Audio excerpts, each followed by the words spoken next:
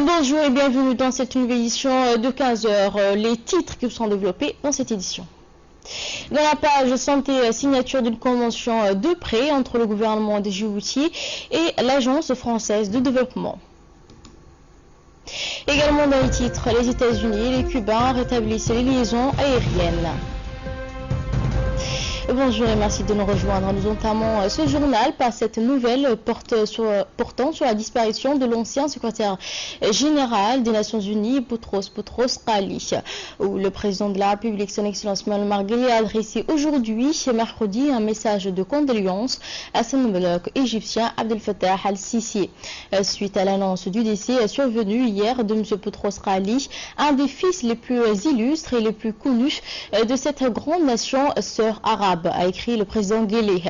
C'est dans l'émoi et la consternation que j'ai appris la triste nouvelle, ajoute le président Ghali, exprimant en ces circonstances ses condoléances les plus attristées, l'expression de sa compassion et sa solidarité à l'Égypte tout entière. La nation djiboutienne se joint à moi pour témoigner sa sympathie au peuple frère d'Égypte, a poursuivi le président de la République. Le président Mohamed Ghali a décrit que feu Boutros Ghali comme étant un homme affable, juste et bon, qui a longuement œuvré en faveur de la paix, du rapprochement des différentes civilisations et différentes cultures. Diplomate chevronné, il a incarné la fierté de notre continent et devenant le premier secrétaire général des Nations Unies issu des continents africains et du monde arabe, a souligné le chef de l'État.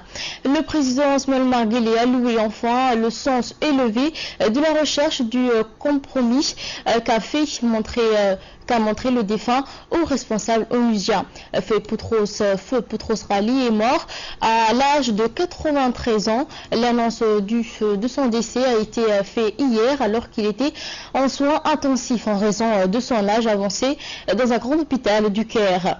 Modèle de réussite sociale, le défunt homme a eu une longue vie brillante et une brillante carrière. Outre son passage à la tête des Nations Unies, il fut aussi le ministre des Affaires étrangères de son pays, l'Égypte. Il a également exercé les fonctions en tant que secrétaire général de l'OIF, l'Organisation internationale de la francophonie. Toujours en nouvelle du pays, la deuxième conférence de l'Union des parlementaires africains sur la migration s'est clôturée sous le patronage du président de l'Assemblée nationale, Mohamed Ali Hamad, par une séance de débat entre les parlementaires dans l'enceinte de l'Assemblée nationale. Le thème consacré était la contribution des migrants africains au développement des pays d'origine et de destination. Le but ultime consiste à consacrer les idéaux, liberté, égalité, de paix et de justice des peuples de l'Afrique. La promotion du droit de l'homme, également l'approfondissement du concept de la démocratie pour l'établissement d'une paix durable par le dialogue dans le cadre d'une coopération interafricaine et d'une politique de bon voisinage, de cohésion pacifique et de regroupement africain.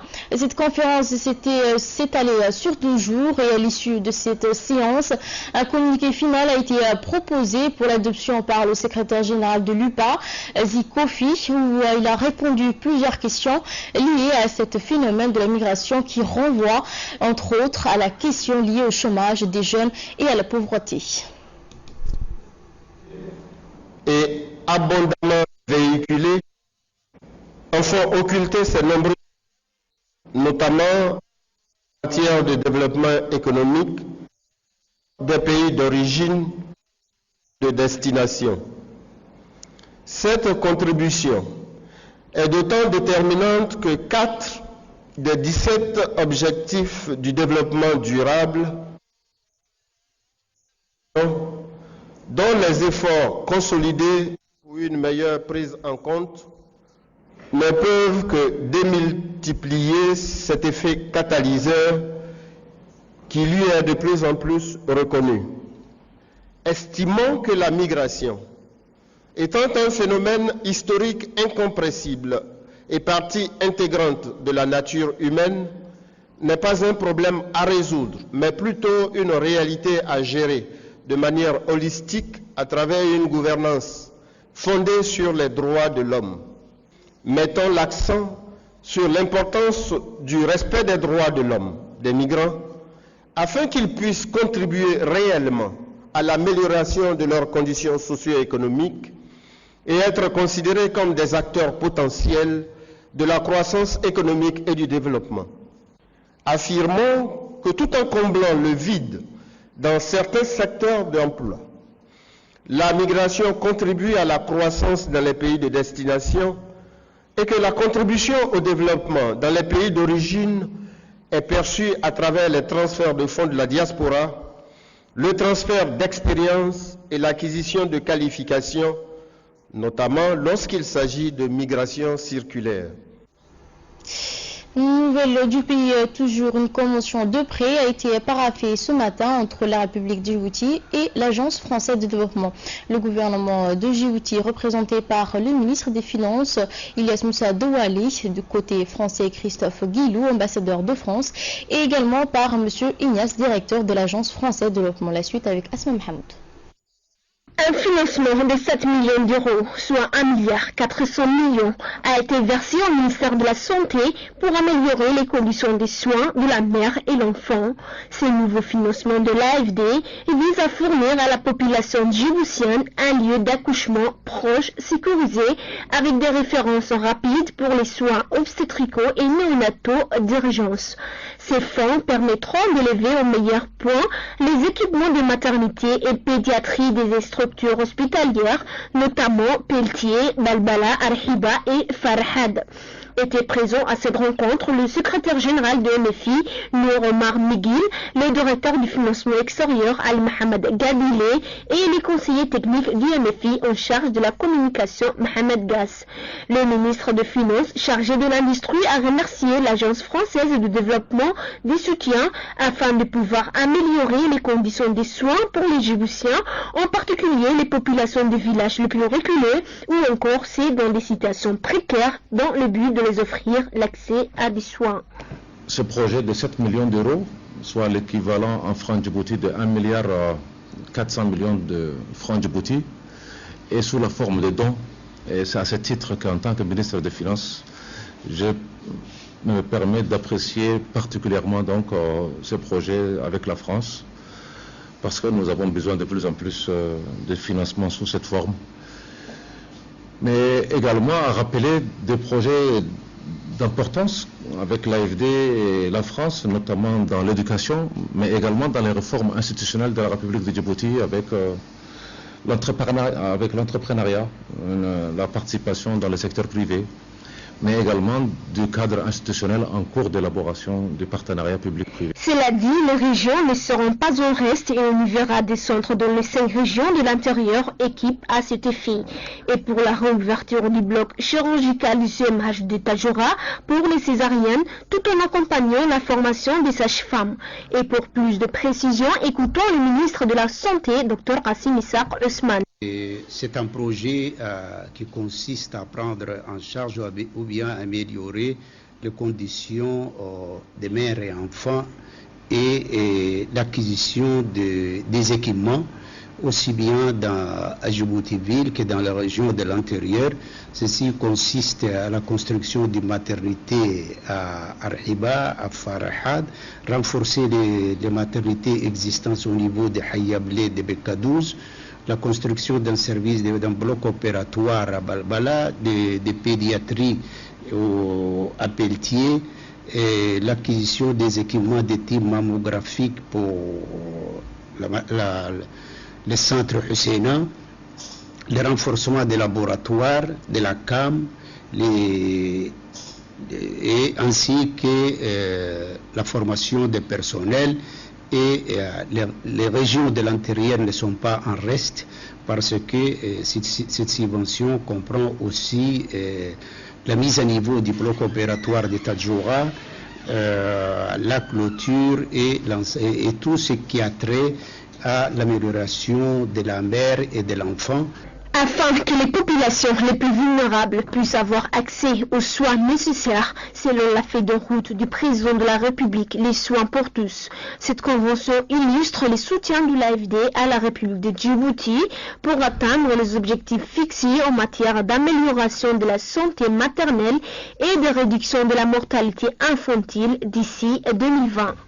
Et cet engagement marque la responsabilité de la France en faveur du renforcement de la santé publique à Djibouti.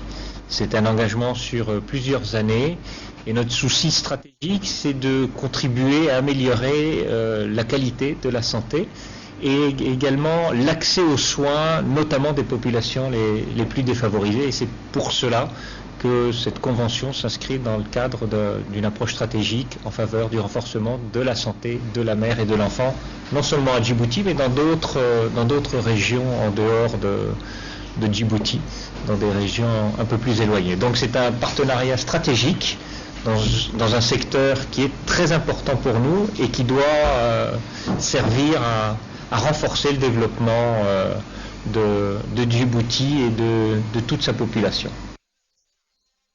Le ministre de l'Enseignement supérieur, Dr Nabil Mohamed Ahmed, a reçu ce matin dans son bureau une délégation turque conduite par le recteur de l'Université technicale d'Istanbul, le professeur Mehlem Karaka, et ses proches collaborateurs en mission de travail dans notre pays. Était à cette rencontre le président de l'Université de Djibouti, Dr Jamal Mohamed Hassan. L'objectif de cette mission à Djibouti est le renforcement de la coopération entre les deux pays. Les domaines privilégiés de coopération soulevés par le ministre sont l'appui à la faculté d'ingénieurs de Djibouti, le développement des formations en ingénierie, des nouvelles technologies de télécommunications, des réseaux ferroviaires, du génie civil et du transport logistique. Également l'expérience partagée en matière d'échange des professeurs, des étudiants et des recherches scientifiques entre les laboratoires de recherche des deux pays. Les deux parties ont convenu d'établir un programme de travail avec un agenda bien ficelé dans toutes les actions qui seront menées à court terme dans le renforcement rapide et efficace de cette coopération. Cette réunion de travail de la délégation turque se clôturera demain sur la signature de la convention cadre entre l'Université Djibouti et l'Université technique d'Istanbul. Éducation toujours, le secrétaire général de MENFOB, M. Haroun Omar Aden, a dirigé aujourd'hui les travaux d'une réunion avec les conseillers pédagogiques de l'enseignement de base en présence des hauts cadres et responsables du ministère, ainsi que tous les conseillers pédagogiques de l'enseignement de base de la capitale et des régions de l'intérieur, à la salle de conférence du MENFOB. Au cours de cette réunion qui s'inscrit dans le cadre des évaluations bilan effectuées à mi-parcours de l'année scolaire, il a été question d'évaluer les performances ainsi que les forces et les faiblesses du travail accompli jusqu'à là. Le secrétaire général a longuement remis en perspective le rôle, les responsabilités et l'indispensable travail en bonne intelligence entre les conseillers pédagogiques, les directeurs d'école et les enseignants pour mener à bien le travail pédagogique et administratif dans les écoles. Le conseiller pédagogique est l'ami du directeur. Il doit le soutenir, le seconder, l'encadrer dans ses tâches et surtout dans les cadres et les projets d'école mis en œuvre durant l'année scolaire. Débat fructueux. Je crois que la conclusion était qu'on puisse harmoniser toutes les tâches, toutes les actions entreprises par les conseils pédagogiques. Et je crois que maintenant, les conseils pédagogiques des régions et ainsi que de la capitale ont une meilleure visibilité de leur mission pédagogique. Social, dans le cadre de la solidarité citoyenne, M. Abdelkader, père de famille et en chômage de son état, est confronté à une maladie très grave qui touche son enfant, voilà maintenant depuis 3 ans. Habitant du quartier de Hayablé, M. Abdelkader lui-même handicapé, à sa charge un enfant qui souffre depuis 3 ans d'une maladie nécessitant une évacuation sanitaire à l'étranger, sans quoi son enfant sera handicapé pour toujours. M. Abdelkader a sollicité le soutien de la population djiboutienne dans cette circonstance. Et dans une interview qu'il nous a accordée, il déclare que son enfant est né en 2010 en bonne santé. Aujourd'hui, il ne peut plus parler ni marcher comme tous les autres enfants. Vous pouvez le contacter au 77 75 45 48. Je rappelle, 77 75 45 48, lui accordant une quelconque aide. La Fédération française du sport sous-marin vous aide les jeunes Djiboutiens à s'intéresser au métier de la mer et à servir des moniteurs des sports subaquatiques. Un accord de partenariat a été signé en ce sens entre les deux fédérations du sport sous-marin, à savoir la Fédération djiboutienne et la Fédération française. Et cet accord est facilité par l'Office national du tourisme. Un commentaire d'Idriss Aluta. Sous un soleil des plans, nous nous approchons lentement à bord d'un Zodiac. Au loin là-bas, celui-ci, un bateau de croisière où nous sommes attendus. Ce matin, c'est un événement marquant et un pas de plus dans la relation franco-djiboutienne.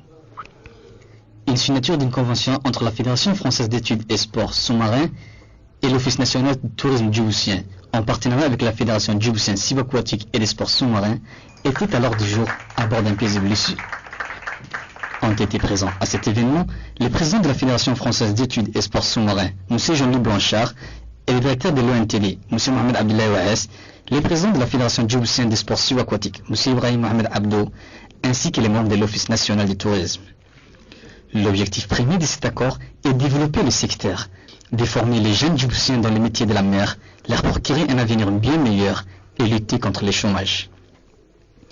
Le président Jean-Louis Blanchard se montre très optimiste et montre déjà des couleurs. Nous profitons d'une amitié ancienne entre l'Office national du tourisme et notre fédération pour mettre en place des formations, de l'accompagnement pour les métiers de la mer visant les jeunes moniteurs, les jeunes djiboutiens en général. Donc d'abord dans la plongée sportive, moniteur de plongée, mais aussi dans d'autres activités qui sont en prise avec les métiers de la mer. Par exemple, la gestion des espaces marins, par exemple, le travail chez les gardes-côtes, par exemple, plus tard, les sports de compétition qui se passent dans l'eau. La nage à l'épaule, l'apnée, pour vous donner deux exemples. Alors l'appréciation, c'est que je trouve les eaux de Djibouti absolument merveilleuses, porteuses d'avenir et qui peuvent attirer un marché nouveau. Rappelons que le tourisme national est en plein essor. La plongée sous-marine est l'un de ses atouts. C'est en présence du président de la commission technique de la Fédération française d'études et des sports sous-marins, M. Jean-Louis Blanchard, qu'une première promotion des moniteurs a reçu des billets des mains du ministre du Commerce et de l'Industrie, des diplômes reconnus par l'État djiboutien. Le directeur de l'ONTD s'est réjoui de ces partenariats qui, selon lui, va créer des emplois pour les jeunes et boostera l'économie du pays à travers le tourisme plus développé. Les missions de l'Office du tourisme sont très larges et très variées. Celle qui précisément nous réunit aujourd'hui ici avec notre ami Jean-Louis Blanchard, président de la Fédération française d'études et des sports sous-marines, est avant tout un programme qui a été initié depuis très longtemps. Jean-Louis et la Fédération française ont été à nos côtés pour la formation des premiers moniteurs de plongée sous-marine à Djibouti. Les résultats ont été plus que positifs. Les jeunes qui ont été formés sont aujourd'hui sur le marché du travail, vont créer très prochainement leur propre structure. Nous allons, à travers la convention qui a été signée aujourd'hui, collaborer très étroitement. La Fédération française nous apportera son savoir-faire, ses compétences et toute son expérience pour encadrer les jeunes djiboutiens, pour les former au métier de la mer. Et Jean-Louis a été très clair et très précis sur ce point-là. Il existait déjà à Djibouti une tradition de formation des moniteurs des plongées, selon M. Jean-Louis Blanchard, mais celle-ci s'est déroulée au sein des clubs militaires. La Fédération française d'études et sports sous-marins nourrit des ambitions pour démocratiser la pratique de la plongée sous-marine en assistant techniquement et pédagogiquement les Djiboutiens qui souhaiteraient devenir moniteurs plongeurs. De la page santé, le secrétaire général du ministère de la Santé, M. Ali Silay Abdallah, a présidé ce matin une réunion de restitution de l'élaboration de la liste nationale des médicaments essentiels par un consultant international venu avec l'appui de l'OMS. Était présent à cette réunion le représentant de l'OMS, le représentant du PNUD, l'inspecteur général des services de santé, le directeur des médicaments et des pharmacies, le directeur des hôpitaux de référence, le directeur de CAM et l'ensemble des cadres du ministère de la Santé. L'objectif de cette réunion a été d'une validation finale de la liste des médicaments essentiels nationaux qui a été élaborée sur un processus de consultation générale avec l'ensemble des médecins et pharmaciens en service dans toutes les structures de santé. Cette liste des médicaments est un document cadre qui servira à l'ensemble des pharmacies de la place publique et les structures de santé ainsi que à la CAM pour tous les achats des médicaments. Ce travail découle d'une forte volonté politique qui a été exprimée, la nécessité d'actualiser pour l'année 2016 l'ancienne liste des médicaments essentiels qui existait. La direction des médicaments et des pharmacies a informé que dans les prochaines étapes sera la mise en place d'une commission nationale des médicaments.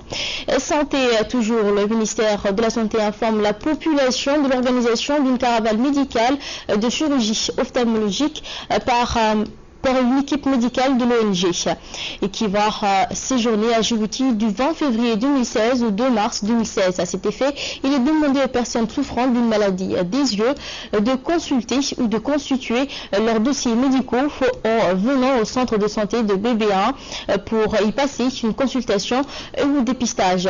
Nous demandons à l'ensemble de la population de bien vouloir profiter massivement de cette consultation. Manifestation de soutien au président de la République, Omar Guelleh, pour les élections de 8 avril prochain. Dans cette optique, les habitants du quartier 7 bis ont organisé une manifestation populaire pour soutenir le président.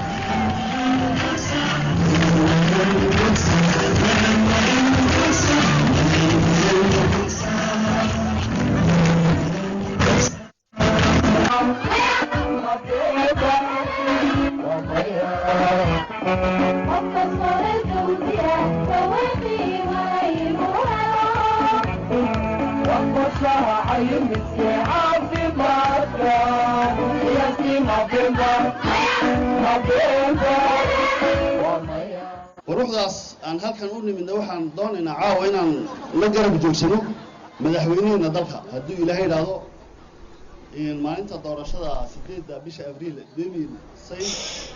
Le président de la République pour un nouveau mandat en 2016 avec la participation des associations de ce grand quartier de la commune de Bouaos. L'objectif de la soirée était axé sur la sensibilisation afin de préserver l'unité, la paix ainsi que la cohésion sociale. La soirée était animée par des chants et des danses folkloriques. Les intervenants à la tribune ont remercié le président Omar Guelleh qui a accepté de briguer un nouveau mandat. Ils ont demandé aux participants de la soirée de prendre toutes les dispositions pour élire le président avec un large score lors du scrutin du 8 avril prochain.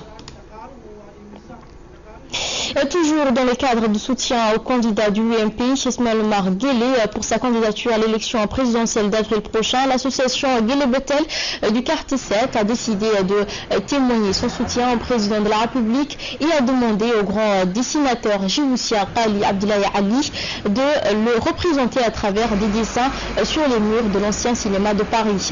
Ali Abdoulaye Ali nous a expliqué qu'il lui a fallu 2 jours de travail pour arriver à ce chef-d'œuvre. Et c'est à la demande du président de l'association de Guelleh Betel du quartier 7. M. Raya Abdoulaye nous a expliqué que ces dessins témoignent de l'adhésion de la population dans ce quartier au projet de président premier djiboutien Omar Guelleh pour le développement et la cohésion sociale. Et à l'instar des autres régions de l'intérieur et de la capitale, les opérations de distribution des cartes d'électeurs ont débuté dans la région de Dikil.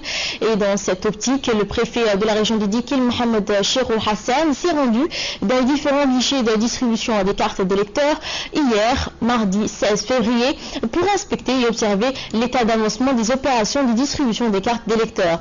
Ces opérations de distribution se dérouleront également dans les 3 sous-préfectures de la région, à savoir Hasela, Yoboki et Mouloud.